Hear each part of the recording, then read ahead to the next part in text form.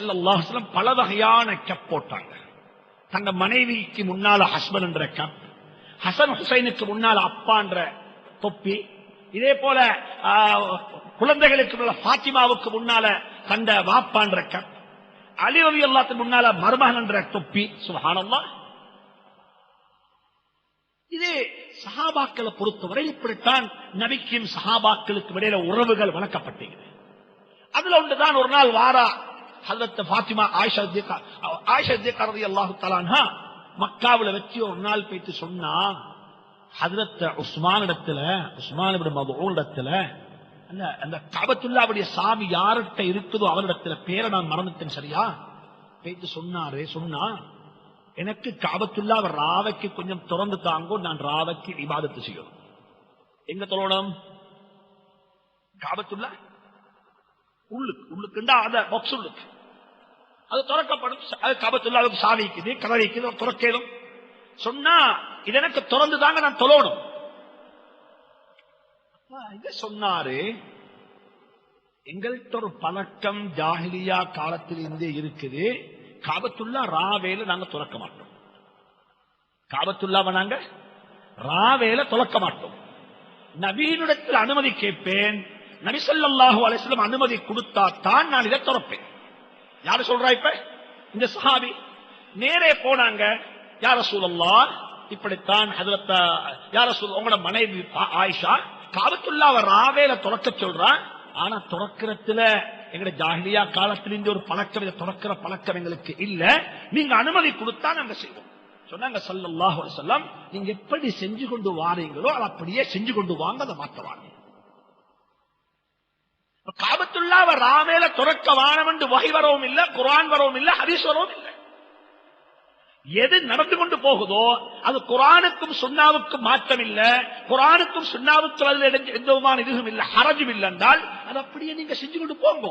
சுப்ஹானல்லாஹ். இப்ப என்ன செய்யறாங்க? நான் சொல்றேன், அந்த விஷயத்துல நீங்க ஹராத்தை கொண்டு சேர்க்க வேண்டாம். மனதோண்டி கல்யாணம் என்று சொல்லி மக்ரிபும் இல்ல, இஷாவும் இல்ல, பாவத்தை செய்றீங்க. ஒரு அந்நிய பெண்ணுக்கு முன்னால் உடம்ப திறந்து காட்டுறீங்க. ஒரு பெண்ணுக்கு மனதோண்டி வைக்கிறது ஆகும், ஆனா ஒரு முஸ்லிம் தான் வைக்கும். ஒரு முஸ்லிம் அப்படிதான் வைக்கும்.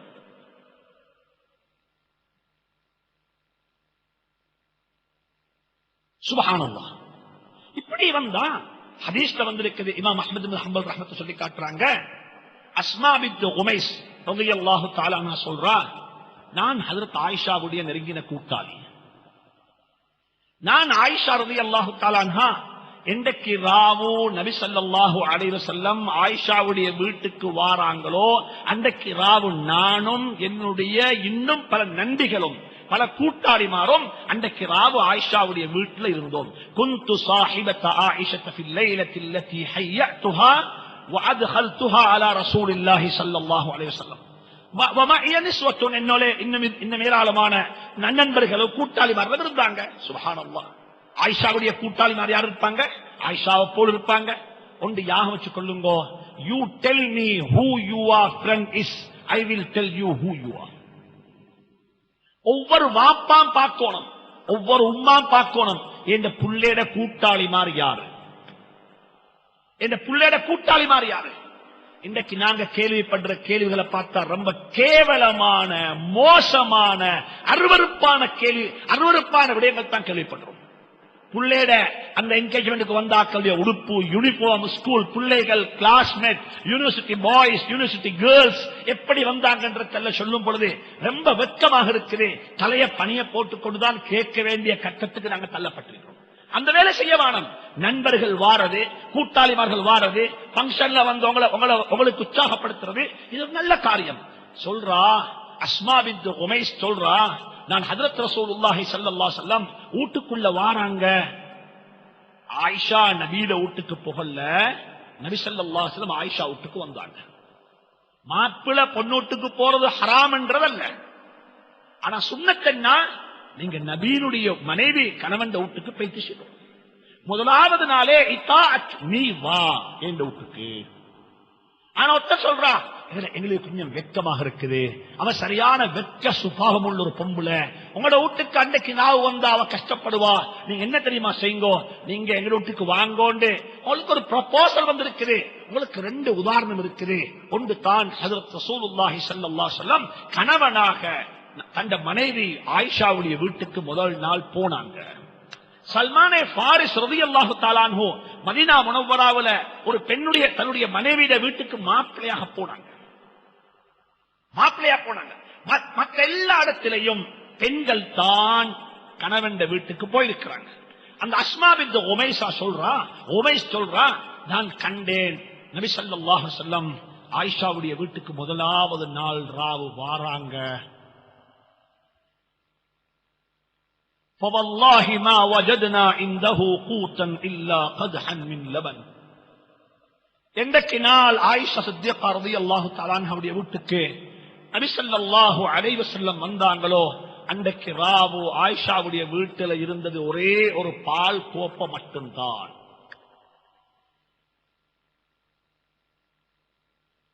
எந்த நபியினுடைய பேரை சொல்லி துஆ கேட்கிறோமோ, எந்த நபியினுடைய பேர வாழ்க்கையினுடைய முன்மாதிரி ஆக்கிக் கொண்டோமோ, அந்த நபியினுடைய திருமணம் நடக்குது. அன்றைக்கு ராவோ நபியினுடைய ஆயிஷாவுடைய வீட்டுக்கு ஒரு பால் கோப்பதான் இருந்துச்சு. கத்ஹன் மின் லபனின், பால் கோப்பதான் இருந்துச்சு. இதை தவிர வேறொன்றும் இருக்கல்ல. அன்றைக்கு ராவு நாயகம் ஸல்லல்லாஹு அலைஹி வஸல்லம் ஃபஷரிப, அதை குடிச்சாங்க.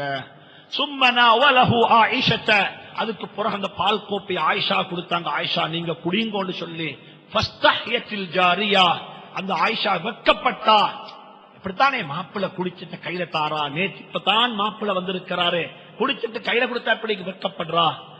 அப்ப சொல்றா அஸ்மா பின்த் உமைஸ், நான் சொன்னேன் லா தருத்தி யத ரசூலில்லாஹி ஸல்லல்லாஹு அலைஹி வஸல்லம் ஹுதீஹி மின்ஹு, ஆயிஷாவே நபியினுடைய கையை தட்டாதே உம்மா, இத வாங்கி எடுத்து குடி என்று சொன்னேன். அதுக்கு பிறகு ஆயிஷா எடுத்து கொஞ்சம் குடிச்சா, அப்பேம் பால் மிஞ்சிட்டது.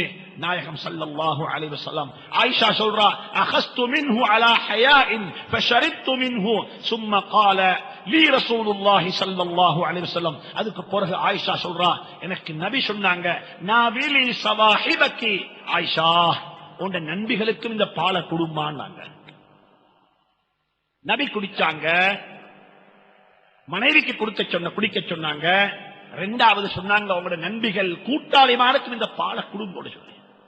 அவங்க இதை விட வெட்கப்பட்டாங்க. ஒரு மாப்பிள்ளை குடிச்சு ஒரு பொன் குடிச்சிட்டு தந்த பாத்திரத்தில் நாங்க எப்படி குடிக்கிறோம்? அப்ப சொன்னாங்க ஃபகுல்ன, அந்த பெண்கள் சொன்னாங்க லா நஸ்தஹீஹி, எங்களுக்கு விருப்பம் இல்ல, நாங்க பசில்லன்னாங்க, அவசியம் இல்லன்னாங்க. அப்ப சொன்னாங்க ஸல்லல்லாஹு அலைஹி வஸல்லம் லா தஜ்மஅன ஜூஅன் வ கதிபா, ஏ பெண்களே நீங்க ஏனுமா பசியையும் பொய்யையும் ஒன்று சேர்க்கிறீங்க? இதுவும் பொய். பசி உள்ள ஒருவர் பசி இல்லைன்றது, நபியினுடைய வாய்வட்டத்தை குடிக்க உங்களுக்கு விருப்பம் இல்லையா? உங்களுக்குள்ள விருப்பம் வெட்கத்தின் காரணமாக வானம்ன்றீங்க. சொன்னாங்க பொய்யையும் பசியையும் ஒன்று சேர்க்க வேண்டாம். இந்த இடத்துல ஒரு விஷயத்தை பாயிண்ட் அவுட் பண்ண பார்க்கிறேன். இது பொய்யாக இருக்கும் என்றிருந்தால் பொய்க்கு என்ன சொல்லப்படும்? இது பொய் என்றால் பொய்க்கு என்ன சொல்லப்படும்? சுப்ஹானல்லாஹ். பொய் வாழ்க்கையில பொய் இல்லாத ஒரு சமூகத்தை உருவாக்கும். இன்றைக்கு கணவனுக்கு மனைவி பொய்காரன், மனைவிக்கு கணவன் பொய்காரி, இதே போல வாப்பக்கு மகன் பொய்காரன், மகனுக்கு வாப்ப பொய்காரன். சமூகத்தில் பொய்ய கொண்டுதான் உம்மத்து வாழ்ந்து கொண்டிருக்கிறது. பொய்யில தான் படத்தை ஓட்டுறோம். அப்படியே பொய்யில்லாத ஒரு சமூகத்தை கட்டி எழுப்புவோம். இன்னல்லாஹ மஅஸ் ஸாதிகீன் வகூனு மஅஸ் ஸாதிகீன், உண்மை பேசக்கூடிய மக்களாக இருங்கோ, உண்மை பேசக்கூடிய மக்களோட வாழுங்க. இன்னைக்கு பொய் என்று சொல்லக்கூடிய சர்வ சாதாரணம். இமாம் சுயூத்தி ரஹ்மத்துல்லாஹி அலைஹி துர்ருல் மன்சூர் எழுதுறாங்க, உங்களோட புள்ளைக்கு முன்னால நீங்க பொய் பேசினா 2 விஷயம் நடக்கும். அல்லாஹ் நம் அனைவரையும் பாதுகாப்பானாக. பொய்யை விட்டும் நம்ம பாதுகாப்போம். இமாம் சுயூத்தி சொல்றாங்க துர்ருல் மன்சூர்ல, நீங்க உங்களோட புள்ளைக்கு முன்னால பொய் பேசினா 2 விஷயம் நடக்கும். முதலாவது என்னன்னு சொன்னா, உங்களோட புள்ளையோட உள்ளத்துல நீங்க ஒரு பொய்காரன் என்றதை அல்லாஹ் பதிய வச்சிருக்கும். உங்களோட ரெஸ்பெக்ட் இல்ல போயிட்டு. இன்னைக்கு எல்லாரும் சொல்றேன் இந்த மகன் என்ன ரெஸ்பெக்ட் பண்றதுன்னு சொல்லி. உங்கள்கிட்ட ரெஸ்பெக்ட் பண்ண உங்களுக்கு என்ன இருக்குது? நீங்க ஒரு பொய்காரன், தொழுகிறீங்க இல்ல, ஹராத்த சாப்பிடுறோம், ஹராத்த சாப்பிட கொடுக்கிறோம், இதெல்லாம் செஞ்சு கொண்டது பிறகு மாப்பாக்கு என்ன ரெஸ்பெக்ட் கிடைக்கும்? மன் ஹாஃப அல்லாஹ ஹாஃப லஹு குல்லு ஷைஇன். யார் அல்லாஹ்வை பயந்து கொள்வாங்களோ அவர்களுக்கு அல்லாஹ், யாருடைய உள்ளத்தில் அல்லாஹ்வுடைய அச்சம் இருக்குமோ அல்லாஹ் அவர்களை பற்றிய அச்சத்தை எல்லாத்தின் உள்ளத்திலும் போடுவான். சொன்னாங்க பொய் பேச வேண்டாம். சொன்னாங்க இமாம் சுயூத்தி சொல்றாங்க, நீங்க பொய் பேசினா உங்களோட உம்மத்து, உங்களோட பிள்ளைகள் உள்ளத்தில் அல்லாஹ் போட்டுவான். நாற்பது பொய்யன். இரண்டாவது என்ன நடக்கு தெரியுமா? நீங்க பிள்ளைகளுக்கு பொய் சொல்ல படிச்சு கொடுக்குறீங்க. இப்படியும் பொய் சொல்லலாம், எங்கட வாழ்க்கையை இப்படி ஓட்டலாம். எப்படி ஓட்டலாம்? இப்படி ஓட்டலாம். ஒரு இடத்துல 10 மணிக்கு அப்பாயின்மெண்ட் போகணும், 10 மணிக்கு போக கிடைச்சல. நீங்க யாருக்கு அப்பாயின்மெண்ட் கொடுத்தீங்களோ அவர் 10:15 தோல் போட்டுவார். எங்க இருக்கிறீங்க? நீங்க இப்பதான் எழும்புறீங்க. ஃபஜ்ருக்கு போற படுத்து, ஃபஜ்ருக்கு போற படுத்துல ராவு படுத்து, இப்பதான் எழும்புறீங்க. கோல கண்டோடனே ஒரு சரக்கம். ஆன்சர் சொல்றது on the way. எங்க எங்க on the way. இது பொய்யா உண்மையா? இத கேட்டுக்கொண்டிருக்கிற சின்ன புள்ள இது on the way னா அவன் நாளைக்கு சொல்லுவான் உங்களுக்கு அதுக்கு அப்பன் உண்டு. அவனும் சொல்லுவான் நானும் on the way வேண்டுவான். பொய்ய படிச்சு கொடுக்கிறோம். பாப்ப சொன்ன இல்லன்னு சொல்ல சொல்லி அப்படி சொல்லுவோம். வீட்டுக்குள்ள இருந்து கொண்டு கலிபோன் ஆன்சர் பண்றோம், நான் வீட்டுல இல்லன்னு சொல்லி. நீங்க நினைச்ச வானம் எங்களை மாதிரி தோதுன்னு சொல்லி எங்கட பிள்ளை எல்லாம் அவங்க சோ ஸ்மார்ட், அவங்க இனாஃப் ஸ்மார்ட். எல்லாம் வாஷ் பண்றாங்க, எல்லாம் பாக்குறாங்க, எல்லாத்தையும் கேட்கிறாங்க, எல்லாத்தையும் ஜீரணிக்கிறாங்க. அவங்க வந்து அவங்க எல்லாத்தையும் திங்க் பண்ணி எங்களுக்கு ஒரு பேரும் தந்துடுவாங்க இவர் பொய்யன் என்று சொல்லி. பொய் பேச வேண்டும். அதனால நான் என்ன சொல்ல வாரேன், அந்த ஹதீஸ் அப்படியே போகுது. இந்த விஷயத்தை கவனம் செலுத்துங்கோ.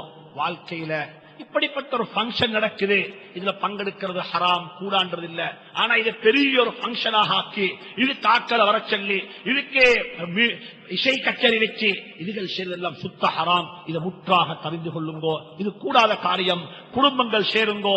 கல்யாணம் என்ற பேர்ல குடும்பம் சேருது, பேசுது, பறையுது, இதெல்லாம் ஒரு இபாதத்தான விஷயம். இதுக்குள்ள மார்க்கத்துடைய ஹத்துக்குள் இருந்து கொண்ட விஷயங்களை செய்ய பாருங்க. இது ஒரு முக்கியமான விஷயம். இன்னும் ஒரு விஷயம், ஒரு கேள்வி கேட்டாங்க நேற்று, மகர் எப்ப கொடுக்கணும் சொல்லி. மகர் எப்ப கொடுக்கணும்? நான் நேற்று பேசின டாபிக் தான் பேசுறேன். மகர் எப்ப கொடுக்கணும்? மகர் எப்ப கொடுக்கணும் ஒரு கேள்வி கேட்டா, அந்த கேள்வி 2 கேள்வி இருக்குது. மகர் எவ்வளவு கொடுக்கணும், மகர் எப்ப கொடுக்கணும்? மகருக்கு தொகை இல்லை, மகருக்கு என்ன இல்லை, தொகை இல்லை, இவ்வளவு தான் சொல்லி. ஆனால் மகர் என்று சொல்லக்கூடியது 100 ரூபாயும் அல்ல, அல்லது 101 ரூபாய் 11 சவம் இல்லை. எப்படி எங்க ஊருக்கு போனேன் இந்தியாவுல, அங்க போனா மகர் வச்சுக்கிறது 101 ரூபாய் 11 சாம். கேட்ட என்னப்பா இது? இன்னல்லாஹ வித்ருன் யுஹிப்புல் வித்ர். அல்லாஹ் ஒருவன் ஒற்றைப்பட உள்ளத்தை விரும்புகிறான். அதே ஹதீஸ், எல்லாத்துக்கும் ஹதீஸ் இருக்குது. என்ன ஹதீஸ்? இன்னல்லாஹ வித்ருன் யுஹிப்புல் வித்ர். நான் கேட்டேன் இப்ப ஒரு ஷா வீக்காடு சொல்லி, அங்க பார்த்தா அது ஒரு ஆள் தீவிரம் ஒரு ஷாம் எல்லாம் அவர்தான் சப்ளை பண்ற ஒரு ஷாம். விஷயம் மகருக்கு அமௌண்ட் இல்ல. மகர் வந்துட்டு ஒரு லம்சம்மா சும்மா சொல்லுவோமே. இன்னைக்கு நாங்க சொல்றோம் மஹரே ஃபாத்திமா. மஹரே ஃபாத்திமா எவ்வளோ? 25,000 ரூபாய். 25,000 ரூபாய் நபி ஸல்லல்லாஹு அலைஹி வஸல்லம் தந்த மகள் ஃபாத்திமாவுக்கு ஹஜ்ரத் அலி ரலியல்லாஹு தஆலா மஹர் கொடுத்தாங்க. நபியினுடைய முன்னிலையில நாங்க சொல்றோம் 25,000 ரூபாய் மஹர் கொடுத்தாங்கன்னு சொல்லி. இப்ப நான் கேட்கிறேன், 25,000 ரூபாய் மகர் கொடுத்த நாள் அன்றைக்கு வெள்ளவத்தில காணி ஒரு பேச்சு உழைக்கும்.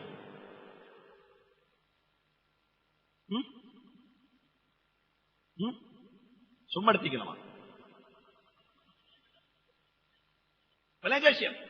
மகர் என்று சொல்லக்கூடியது ஒரு பொறுமதியான அமௌண்ட். அதே நேரத்தில் நாயகம் ஸல்லல்லாஹு அலைஹி வஸல்லம் பெண்களுக்கு சொன்னாங்க, நீங்க மகர குறைங்கோ, கல்யாணத்தை லேசாக்கும், கல்யாணத்தை சிம்பிளாக்கும்.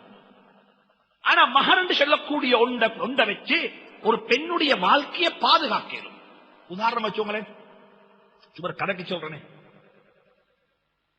மகர் என்று சொல்லக்கூடியது உதாரணமாக ஒரு ஆள் 15 லட்சம் ரூபாய் கொடுத்தார், கொடுக்கணும். இந்த காசு